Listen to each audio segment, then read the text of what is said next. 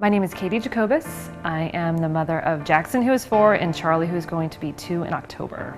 Hi, I'm Kurt Jacobus, and Katie and I grew up across the street from each other, and we eventually got married, and we had a young son, and the pregnancy was pretty much perfect. He was born at 38 weeks, and he was 9'1", a big fat baby.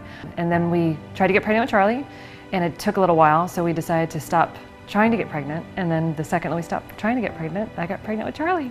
When we found out we were pregnant with our second child, which was Charlie, and it was a girl, we were ecstatic. It was, everybody in the family was just joy. It was full of joy. From the beginning of the pregnancy with Charlie, it was different than the one with Jackson. Her pregnancy wasn't going as well as the first, so they, we'd always end up in hospitals. Once a week, it seemed like. At 34 weeks, actually it was 33 weeks, it was the same Friday night thing. I felt like I was having preterm contractions, and I said, you know what, let's just go to the hospital, get it checked out. And they admitted me to the hospital, and I was there for 7 days. And on the 7th day, Dr. Foster came in and checked me and said that, we really need to take her. He said that you're far along enough now that we don't need to go to Arnold Palmer, that she'll probably stay here. So at that point in time, I didn't really have a lot of concern with it because I had preterm labor issues with Jackson, so it wasn't that concerning. At 34 weeks, she was already almost 6 pounds, so in my head, she's 6 pounds. Full-term babies go to 6 pounds, so she's gonna be great. So we went in that night. She was delivered and she was taken straight into the incubator and taken into the NICU unit. And it turns out when she was born, her lungs were not developed. And your lungs are kind of like a tree, and hers was just a branch. And all of the little side branches were stuck together, so she wasn't able to get oxygen through her lungs. About 3 o'clock in the morning, Dr. Villette, who's the head of the NICU unit, comes in our room, and I think that was really when it hit home for Kurt and I that something's not right. And he came in and basically said that, she's gonna be okay, but we gotta get past the next 48 hours to see where she's gonna be. And at that point in time, he explained what surfactant was. And surfactant is a medication that was researched and funded by the March of Dimes. And essentially, it's a medicine that they put into the lungs, and it's like soap. And it makes the lungs kind of be able to separate from one another and be able to expand.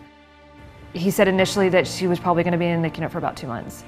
And for me, when I think of a baby being in the NICU unit for 2 months, it's petrifying for me, because you don't know if they're going to come home with you. You don't know. You have all these images in your head when you're pregnant about how, when they're born, we're going to, have, this perfect little family, and everybody's going to be healthy, and, the first week home, the first 2 weeks home, the first 3 weeks home. And now I'm looking at the prospect of not having my child home for 2 months, and possibly not at all. And being pregnant with a little girl, you think of all these things, her wedding and everything else, and then you don't want to have to think of her funeral. And when I first saw her in the NICU unit, it's just this sense of helplessness, because as a parent, you're supposed to protect your child. And I couldn't even touch her. I couldn't hold her. I couldn't, I could barely even say her name, because any type of noise would cause her to go into stress. And at one point in time, Dr. Villette had told us that she was the sickest baby in the NICU unit. And again, it's petrifying, because she's the worst one. And you go in there and you see all these little babies that are so sick and so helpless, and to know that your daughter is one of the worst ones in there is, again, it's just unfathomable to think that you carry this baby and this baby's alive in front of you, and to not be able to hold her and to tell her that it's going to be okay is just, it's just unfair, I was so angry, because I felt like it was my fault. As a woman, you're supposed to carry this baby to full term. That's your job, is to protect this child and keep her warm and safe, and my body wasn't capable of doing that. And I felt so guilty, because it was my fault. It was my fault that she was there. Day 4, we got to hold her. She was attached to all of these cords, and you just didn't know quite what to do with her. The naturalness of holding your child for the first time wasn't there, because you were so concerned about her hooked up to this machine, and having seen what she had already gone through those first 4 days, she was so delicate that we didn't know what to do with her. On day 4 is when I went home, and it was heartbreaking to know that I was coming home without my baby.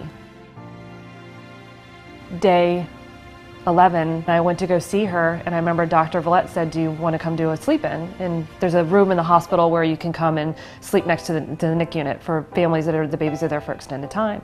And I thought that maybe he just wanted me to stay there for, nursing or to get close to her or whatever. And I said, sure. I'm like, but why? And he goes, because she's going to go home tomorrow. Since then, she's been the greatest joy. She's been very calm, unemotional. She's a tough cookie. So it's been, her big brother pushes her down. She doesn't cry. So it's been a wonderful experience. If she had not had surfactant, she wouldn't be here today. So I can truly say that without March of Dimes, Charlie wouldn't be alive. And as a parent, to say that about an organization is just, I'm just so thankful. It's exciting to think about how many more lives in the future they can save through what they do.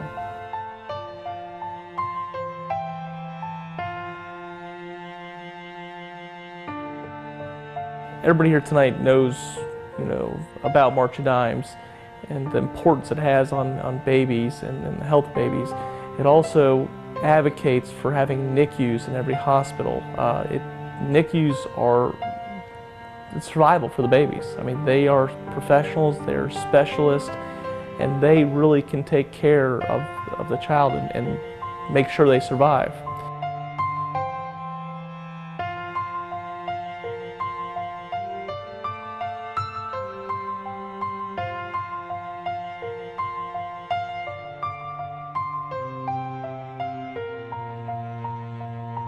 We'd like to thank you for coming out tonight to help support the March of Dimes.